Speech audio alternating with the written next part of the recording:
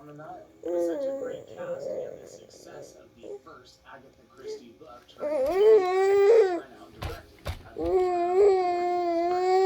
shame of the fans were unable to see Crandall reprise his role as mustache and all. Aside from the many setbacks caused by COVID-19, it seems this isn't the only reason the release of Death on the Nile was postponed indefinitely. One of the former A-listers on the docket, none other than Armie Hammer, who has since been canceled on social media with the emergence of disturbing life. Twitter for allegedly sending inappropriate, sexually graphic content to a female user.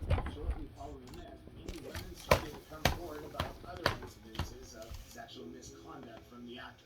One woman allegedly assaulted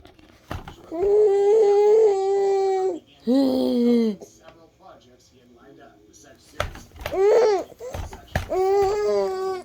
There's a strong debate about whether movies portraying the disgraced actor or public. Armie Hammer's abuse allegations postponed. Keep watching to find out. I just took her buckle off because I was gonna carry her. But then I realized I'm gonna record this because she's making noise now.